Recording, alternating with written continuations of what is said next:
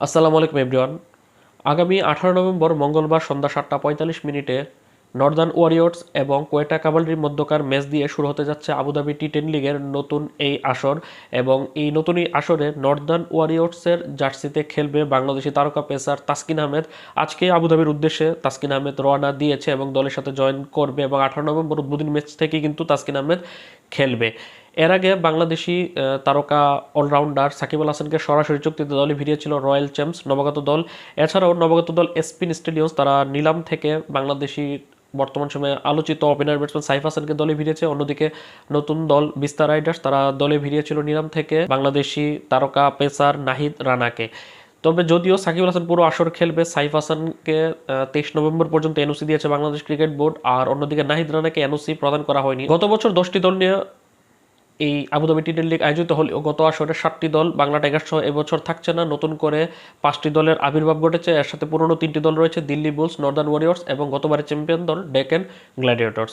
এখন আজকের ভিডিওতে আমরা জানবো তাসকিন আহমেদের দল, যে দলের সে চুক্তিবদ্ধ হয়েছে নর্দার্ন ওয়ারিয়র্স, তাদের খেলাগুলো কবে, কখন, কয়টায় অনুষ্ঠিত হবে।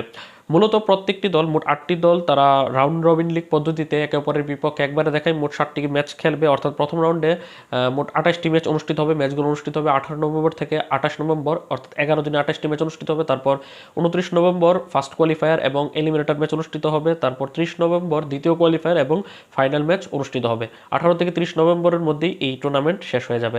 এখানে যেহেতু প্রথম রাউন্ডে প্রত্যেকটি দল 7টি করে ম্যাচ খেলবে, সেই হিসাবে তাসকিন আহমেদের দল নর্দার্ন ওয়ারিয়র্সেরও তারা 7টি ম্যাচ খেলবে।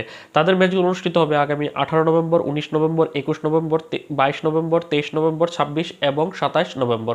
এখন যদি প্রতিপক্ষ দল এবং সময় নিয়ে বলি, 18 নভেম্বর উদ্বোধনী ম্যাচে নর্দার্ন ওয়ারিয়র্স অর্থাৎ তাসকিন আহমেদের দল তারা মুখোমুখি হবে কোয়েটা রাভালরির বিপক্ষে বাংলাদেশ সময় সন্ধ্যা 7:45।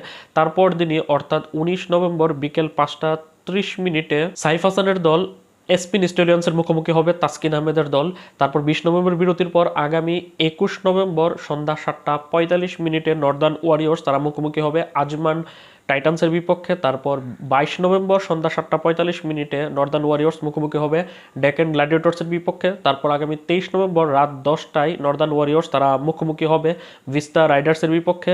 তারপর 2 দিন বিরতির পর আগামী 26 নভেম্বর বিকেল 5:30 নর্দার্ন ওয়ারিয়র্স তারা মুখোমুখি হবে দিল্লি বুলসের বিপক্ষে। এবং সবশেষ ম্যাচে আগামী 27 নভেম্বর রাত 10টায় নর্দার্ন ওয়ারিয়র্স তারা মুখোমুখি হবে রয়্যাল চ্যাম্পস অর্থাৎ সাকিব আল হাসানের দলের বিপক্ষে। এই হচ্ছে তাসকিন আহমেদের 7টি ম্যাচের সময়সূচি। 18, 19, 21, 22, 23, 26 এবং 27 নভেম্বর 7টি ম্যাচ খেলবে। এর মধ্যে আগামী 19 নভেম্বর সাইফ হাসানের দল এসপিন স্টেডিয়ামসের মুখোমুখি হবে তাসকিন আহমেদ এবং আগামী 27 নভেম্বর সাকিব আল হাসানের দল রয়্যাল চ্যাম্পসের বিপক্ষে মুখোমুখি হবে তাসকিন আহমেদ। তো এই হচ্ছে তাসকিন আহমেদের আসন্ন আবুধাবি টি10 লিগে তার দল নর্দার্ন ওয়ারিয়র্সের সকল ম্যাচের সময়সূচি। আশা করি আপনাদের বোঝাতে পেরেছি।